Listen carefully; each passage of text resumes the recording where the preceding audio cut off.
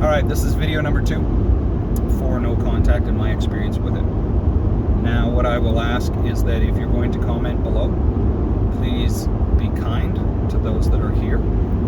Please be respectful and supportive. Also, this video is not for you if you're easily offended. If you're into political correctness, because I'm not always. And if you don't like swearing, this video is not for you. I'm going to recount my experience with no contact from a different point of view, or not a different point of view, from a different relationship. I've also left another video here. I'll go into it, I'll give you the quick story and some of the useful things that I found from it, and then we'll go from there. So, I was dating an individual who had 3 kids.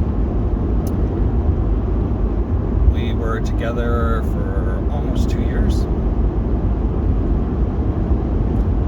During the relationship, she'd broken up a couple of times with me.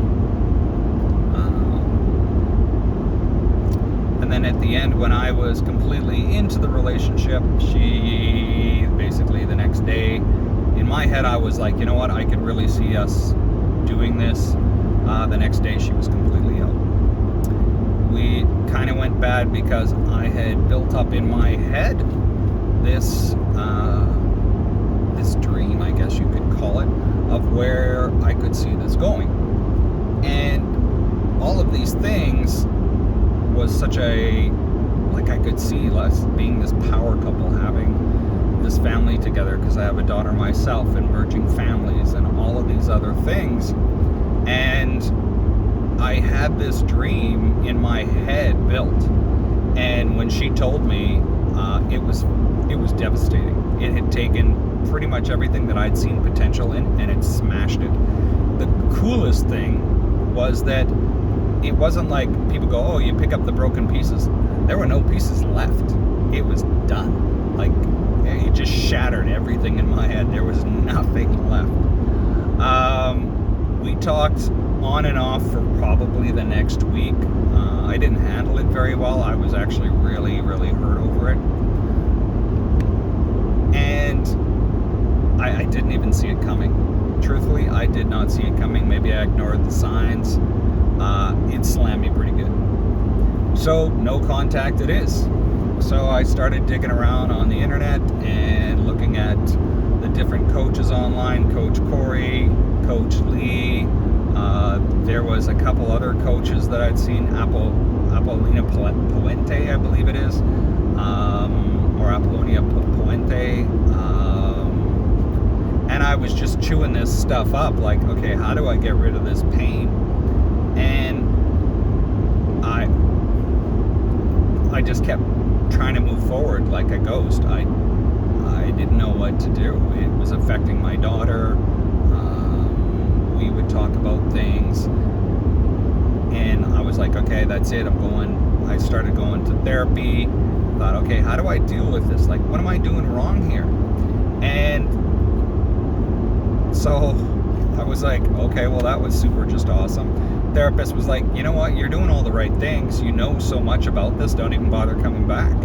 So she's like, I'm here if you need to talk. I'm not trying to, push you out or anything, but you've got all the tools and you already know what to do. So that ended that.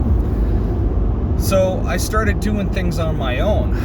I mentioned this in my other video, is all the things that I used to do with this individual, I started to do again. Problem is I know that I would run into her once or twice, and I was kind of hoping for it.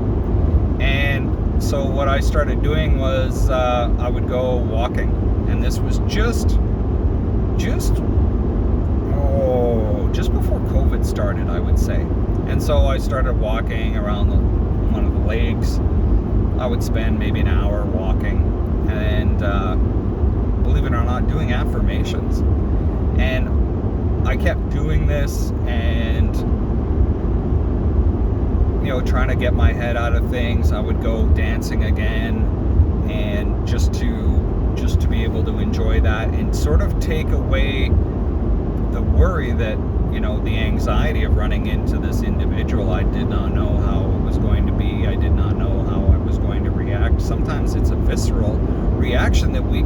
addicted to our exes to the point where it makes your body do weird shit, just because of that anxiety. So I understand the different things that people are going through in this. And at that particular time, I didn't understand it.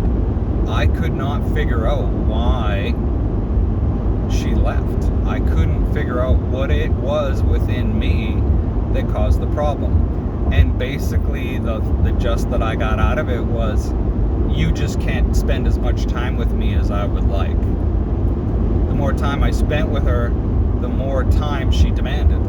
And so this went on and on. Like, I was working a full-time job at the time and running my own company and taking a full course load and dancing 7 days a week and taking care of my daughter as well and making sure that I had time with her. So there was a lot going on. It was a productive year. Holy shit, was it a productive year. Anyway, she left. It was devastating. She took off for a week and she said, I'll call it, let's get in touch when I get back. I never heard from her. So I don't know if I was supposed to reach out or whatever. So whatever, that fell apart. I ran into her months later at a dance and didn't say a hell of a lot to each other. Anyway, I would guess that almost 8 months later, COVID hit, and I was going through some old emails and stuff, and we were just sort of getting into COVID and not understanding what COVID was at that point. I decided to reach out, and I was kind of like, hey, I went through some of our old emails, and I wanted to apologize for some of the things that I said, some of the things I did. I didn't understand how badly you needed this, that, and the other thing. Okay, thought that this might be a good idea for Charlie to do. No, reaching out was not a good thing for me to do. Again, I didn't know where her headspace was. I thought, at least, if anything, it would be one of those things where, we could develop a friendship possibly or whatever. No, it wasn't that at all. So I just want to warn you that reaching out may be unwanted. Okay? It really could be unwanted by the other individual.